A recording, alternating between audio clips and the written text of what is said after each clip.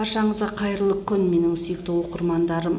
Мен сіздермен бүгін әйелдер жыныс ауруында, әйелдер гинекологиясында, яғни пищевая соданың пайдасы туралы айтқым келеді.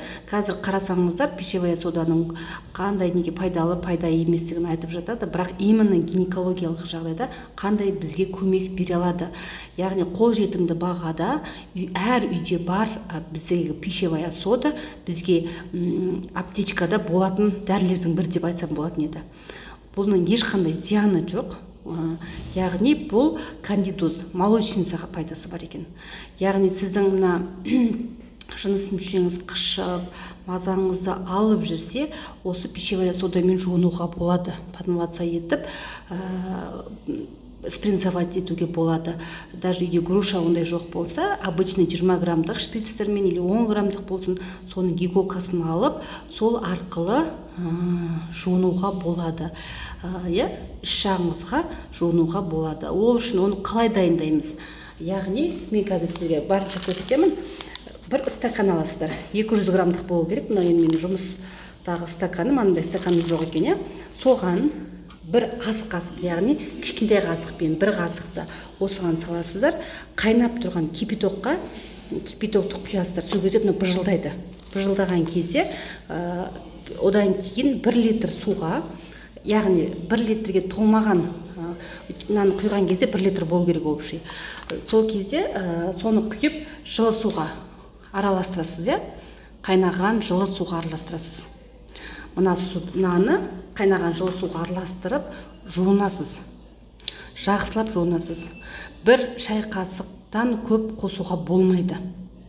Бұны мен жуына береді 2 қабат әйелдерде, қыз келіншектерде, тұрмысқа шықпаған қыздар да, кішкентай қыз балалар да, кейде болады ғой, қыз балаларыңыз өздеріңіздің кәдімгі 4-5 жасарлық или одан да үлкендеу қыздарыңыз болады. Сол кезде жуындырып, дәрет алдырып тұрамыз ғой, енді күніне 2 күнде бір деген сияқты. Сол кезде кейде жуынса да асты қышып жатады. Сол кезде осы растворды дайындап, қыз балаларды просто бүйтіп кәдімгідей оларды жуындырып қойсақ болады. Сосын барып қызылмайды, кәдімгі үйдегі бар, бәрімізде үйде бар қызылмайды қыз балаларға жағуға болады. Егер әйел адам, тұрмыстағы әйел адамдар болатын болса, спринцование арқылы, жасқа қарамайды, үлкен кісі болсын, тұрмысқа шыққан әйел адамдар болса болды. Основном үлкен кісілерді де көп мазалайды осырақ. Осылай жуынасыздар.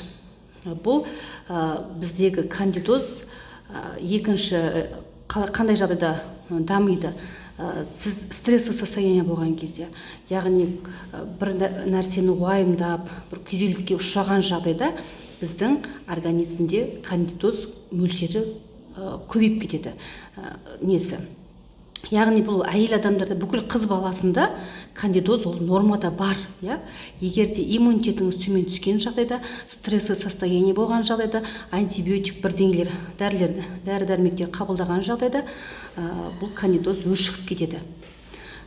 Тәтті нәрсені или кейде болатын мучной нәрсені көп жеп қоямыз.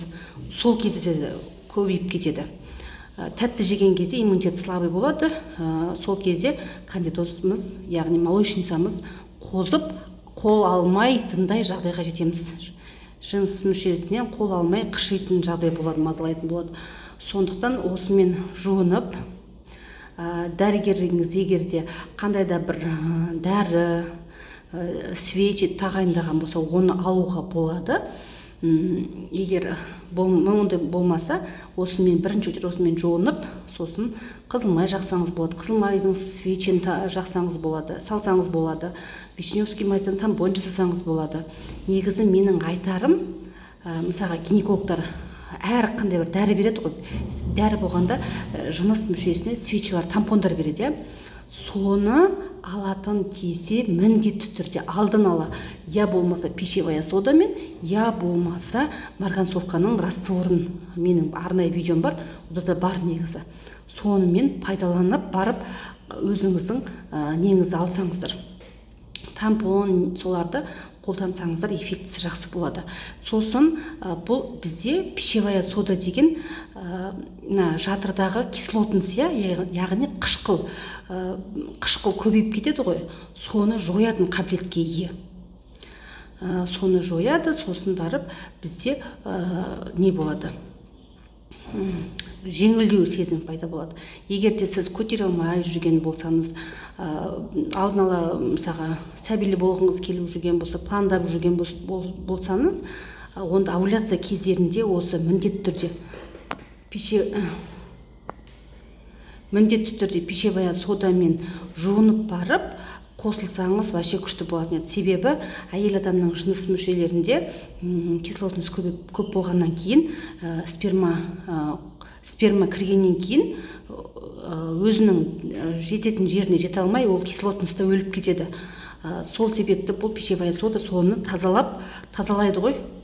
Тазалайды, сосын сіз жолдасыңызбен қосылған кезде сперматозоид өзінің жететін жеріне жетеді.